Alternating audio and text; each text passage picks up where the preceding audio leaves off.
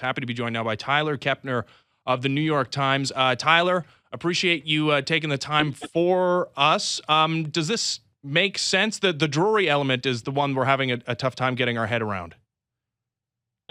Yeah, well, I mean, Drury's a versatile guy. I mean, that's the first thing you think about with him is a guy who was, he started games all over the place in his career, outfield, second base, third base, even started a game once at shortstop. So you can pick your place where to use him. I mean, we've seen so many successful teams have had a lot of versatile guys on their roster. The Dodgers and Astros and Cubs do that a lot. So, he's one of those Swiss Army knife kind of guys, and he's under team control for a long time. So, this will be, I think it's third year of service time. So they have him for a while, and he's cheap and versatile, and they can hit a little bit. So, I can see it from their standpoint. So whatever happens with Donaldson, Well, yeah, but what you're kind of outlining here for Jays fans who maybe the expectations for J Happ were a little unrealistic, and you look at the month he had where, the ERA is over 7 and the trade value was diminished a little bit, and there were some reports that the Jays came down in their asking price a bit. But would you overall say that this is a disappointing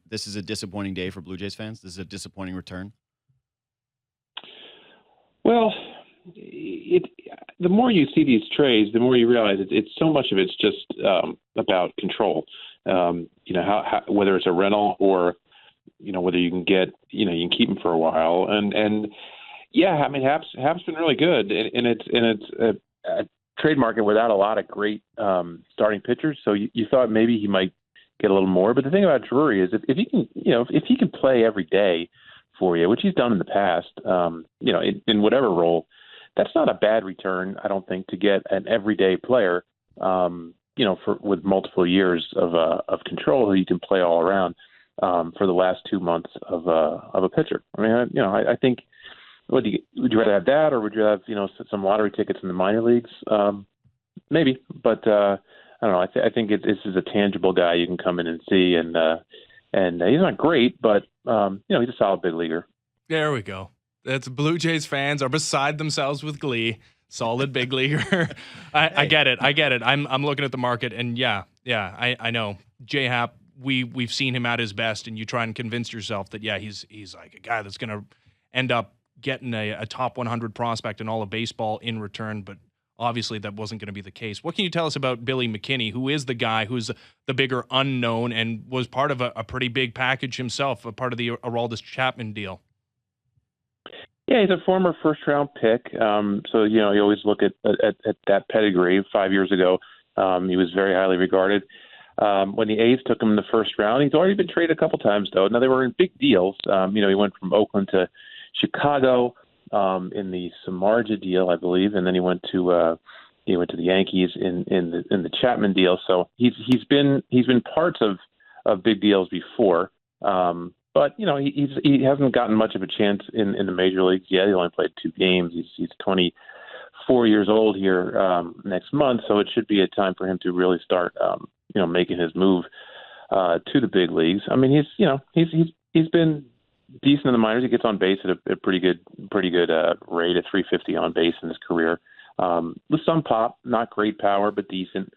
He's had a good year power-wise this year, but his average has come down a little bit. So, I mean, he's a decent prospect, but hasn't really yet lived up to that that hype that he had as a first-round pick. I mean, you just look at where he was in the rankings and the overall. He was a top 100 prospect, but that was 2 or 3 years ago.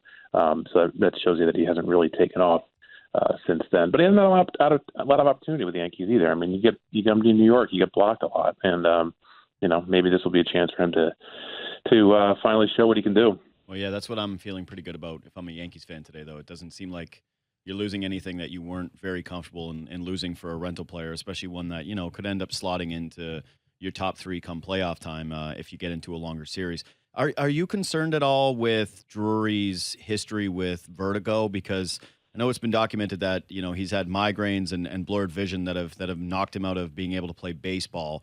And do you have any knowledge as to where he's at with that? I don't. I couldn't speak, with any insight into that aspect of it. Anytime a guy has that sort of thing, and some injuries in the past, you do wonder. You have to weigh that. I'm sure they did. I mean, it's fair, I think, for you guys to question it a little bit. I mean, like I said, best case, you're getting an everyday player, and that's good. A solid big league everyday player for multiple years of control. That's good. But there's so little risk in this deal for the Yankees when you look at, Drury was a guy they got in spring training, and when Miguel Andujar, asserted himself at third base, they didn't have a whole lot of reason to have him around. He's had a hard time staying on the active roster. So, and McKinney, sort of a good prospect, but a spare part prospect considering what they have at the big league level. So there's no risk at all for the Yankees, to take on a couple months of a pitcher, as you say, who would definitely slot into, a game 3 or 4 of the playoffs. So, I mean, it seems like it's a low-risk move for the Yankees and a riskier move for the Jays when maybe you would think it should be the other way around at the trade deadline. Yeah, and it made us kind of speculate, considering the logjam that the Jays have in their infield, especially if you consider maybe the potential of Josh Donaldson coming back next year on a qualifying offer, and maybe that ends up working out. But you've got Diaz that's going to be there, you've got Gurriel Jr., you've got Travis in the infield. Like it's hard to imagine him playing at second base, but look over at third and they've got Solarte and again potentially Donaldson coming back.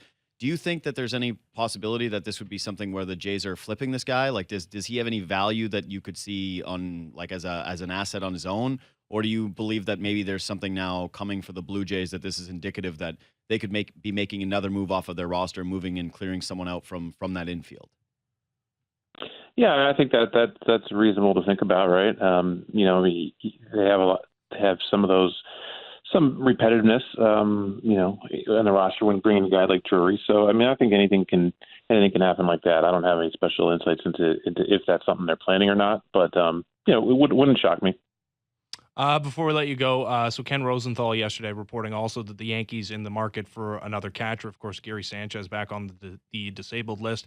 And he mentioned the Blue Jays as a potential trade partner. Is there any progress on that? Does either one of the Blue Jays catchers make sense for the Yankees?